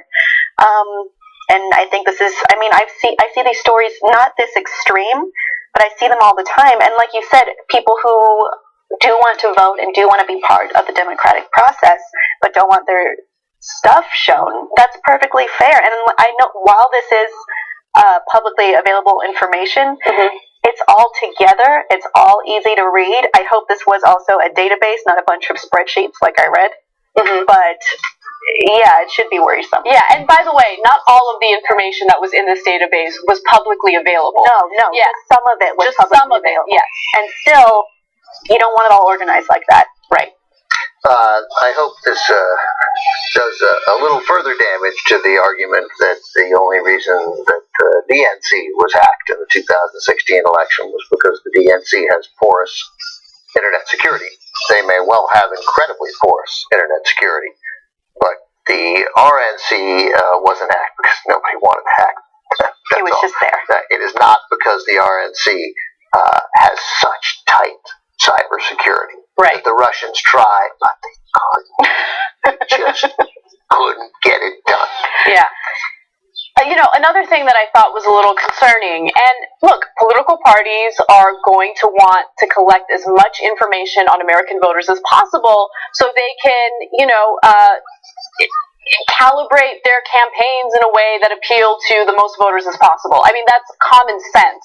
But they're collecting a ton of information on you and storing it, including, how are you likely to feel about pharmaceutical companies? How are you likely to feel about Wall Street, major corporations? This is all stuff that they keep about every single voter. So the company also kept information on Americans' voting histories and their reported enthusiasm for Trump.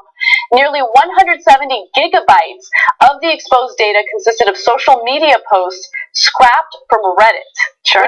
Which is amazing. And so look, your participation on Reddit or social media is obviously going to be public, and if there are political parties who want to collect that data for their own benefit, of course they're going to do it.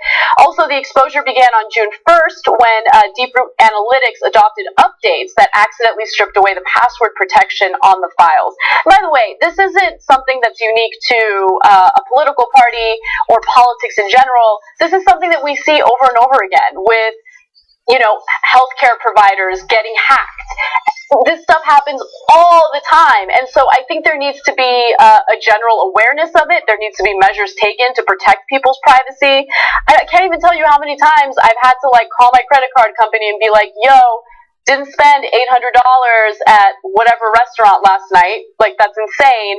And later on, I'll find out that there was a breach for one of the websites where my credit card information is stored. So that kind of stuff happens on a regular basis. There needs to be more emphasis on protecting our privacy and making sure that hackers can't get to our information, and that as in this case, our information isn't just readily available for anyone who wants it. I think I speak for Anna when I say, thank God Kim was here for the story. I know stuff. No, you know, okay, fine. She probably, well, I would have helped you not at all. So you would have had to do the story on your own. It's okay. You at least had someone who I'm not understood what you were helpful in talking other about. stories, so it works out. Man, Ben is just like in the process of throwing everyone under the bus today. Jesus. I mean, here's what Anna really thinks. Thank God your boyfriend wasn't here because he's incompetent about everything. No. Yeah. All right. First of all, husband. Jesus Christ. What's wrong with me?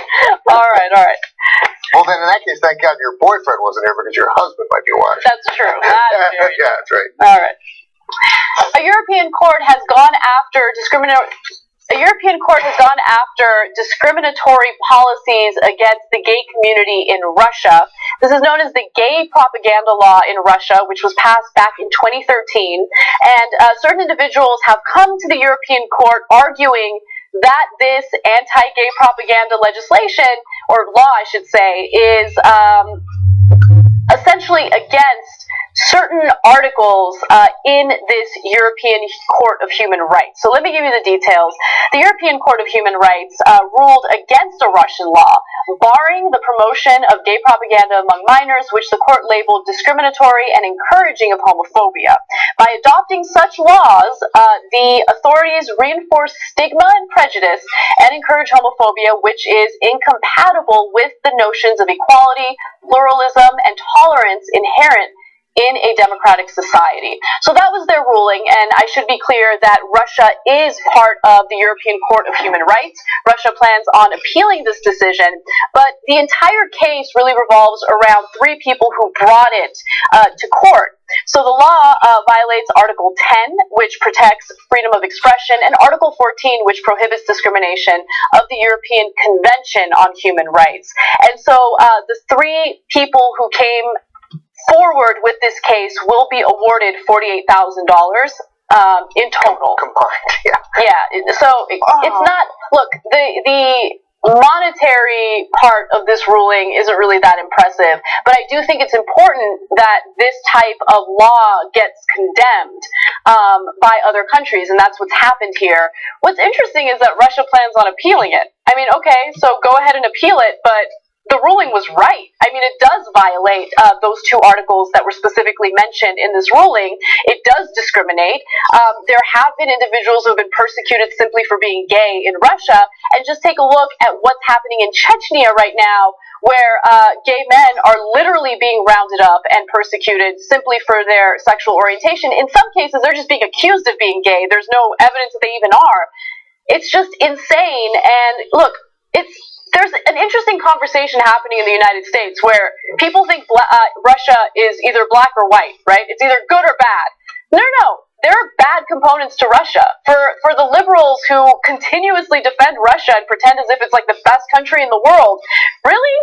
I mean, there's a lot of strange stuff going on. Well, Anna, this just strikes me as more pro-war McCarthyism from you. Right, that's right. That's exactly right. Pro-war McCarthyism. Stop beating the drums for war with Russia. I'm just being xenophobic, you know? Right. No. I mean, obviously, I find it interesting that several years ago, when we were covering the Pussy Riot story, people were outraged at the fact that 3 women were imprisoned for 2 years simply because they were protesting at a Catholic church. Everyone was outraged by that. And now all of a sudden, like, no, Russia's great. What's wrong with Russia? No, Russia persecutes people and immediately goes after political opponents, something that we would obviously speak out against here in the United States, something that we would condemn here in the United States. But for some reason, now all of a sudden, Russia is completely innocent. What I don't understand is that, I get it. I'm sure that many people are outraged by this, but the defending Russia it's all under the guise that we're beating the drums for war, that it's part of the military-industrial complex, which is part and parcel with a media that will believe any sort of pro-war direction in a story. And it's incredibly not, for example, I don't want us to ever fight another war, ever, and I want us to spend less money on defense. Far less money on defense. I want us to have a strong, vigorous defense, but I want us to be reasonable, and I want our money allocated for things like infrastructure that'll create jobs and grow this country and protect the people who need protecting the most. I also think that Vladimir Putin is a crazed dictator, and we probably should be cautious about how we proceed with him. That said, when we can work together, we should. Because that's right. Just like when because we have for 250 years we've worked with terrible dictators, and at times people have worked with us while thinking that we behave like dictators. We're working with terrible dictators right now as we speak. We do it all the time. I don't know. Maybe I missed it, but I don't recall anyone on this network ever once advocating for any type of war with Russia. But the only person who ever advocated for a war on this network is Cenk, and it was the first Gulf War, and he was a tool. Right. Was that before the network? It was. I'm just saying that it was. Yeah. That was Cenk 1.0, and it was and he held a pro-war rally at the University of Pennsylvania. Cenk but 1.0. Since then, he's basically been against your wars, and so is everybody else. And the notion that we can't criticize Russia without getting called by some on the left as if we're beating the drums for a new Cold War is simply preposterous. Absolutely. Anyway, all right. I want to make sure we get to the fun story that I promised. Let's do that. There's a university in China that wants to emphasize the importance of social media and etiquette on social media. Now, of course, there is some money to be made on social media if you have a large enough following. So as a result, the Yiwu Industrial and Commercial College has created a curriculum. This is a series of classes dedicated to success on social media. So keep in mind that top earning internet celebrities known as Wang Hong in China can earn up to $46 million a year, which makes me question my life choices. I feel like I have failed. But nonetheless, students who complete 3 years of the course or courses will be awarded with an associate degree. So this is an actual curriculum. To cut it as an influencer, you will need to know, for a start, aesthetic cultivation and fashion sensitivity, public relations etiquette, and photo processing skills. So, can you take a good picture? Do you know how to dress yourself? Do you know how to edit the hell out of that photo? And do you know how to be as vain as possible in order to appeal to the masses and possibly make a little bit of money? Now, they also learn important skills like dance and the arts. So, I want to give a little bit of credit for that because it's not just like selfie classes. Here's a photo of them doing some ballet. All right, get it. One girl was quoted as saying, "I like dressing myself up really pretty and taking pictures. I feel like this major really suits me." So anyway, look, I don't want to criticize China for this because this is something that we're seeing throughout the world. You see a lot of people who become big stars on social media. They do make a lot of money on social media, and it's essentially an easy way to make money. Fans who tune in to watch can, like, let's say you have a big following, right? And you live stream and you use your social media to live stream. Here's an example of how people make money. Fans who tune in to watch can buy them virtual gifts that can be redeemed for cash. For example, a virtual car bought by a fan could be cashed in for $20. All right, you guys jump in. We have very limited time on this story. This story makes me want to be buried alive. It's terrible. After this whole influencer craze is over, you are going to look like going to be over. Such a stupid asshole with this on your resume of, I have an associate degree in being an influencer. I mean, go get a marketing degree. Go get a minor in dance or art or something. Or, you know what, just be a worthwhile, fun person in real life on your own. Go explore something else. This is so vain. I'll end this, Mike. I have nothing to add here of substance. I said I should probably be on Instagram more, right? You should, totally. Barely. First of all, you have great hair, and I feel like with that alone, you should be on Instagram. You have a following, like Ben Mankiewicz hair. Hashtag hot dad. Yeah. Mankiewicz law. My father, had a very distinguished career. He fought in World War II and was in the Peace Corps and worked for Bobby Kennedy. He was his press secretary, ran George McGovern's campaign, president of National Public Radio, and then he was in PR. He finally made some money, started at about age 60.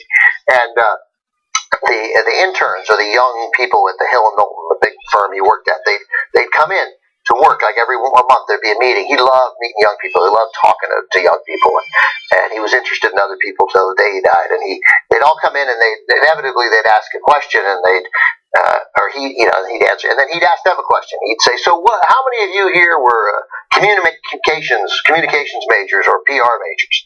And 7 or 8 would hold up their hands, go 1, 2, 3, 4, 5, 6, 7, 8. That's great. You wasted your education. Be a history major. Be a politics major. Be a political science major. Be a dance major. Sure. Be something you're interested in. Communication.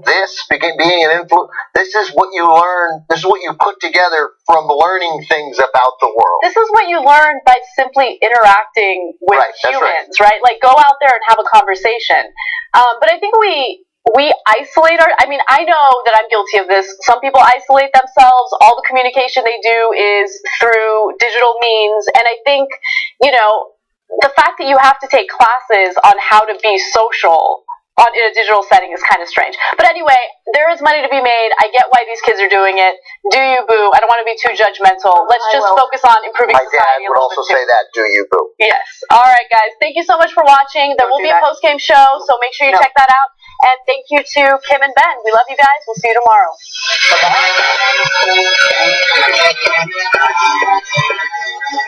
Bye-bye.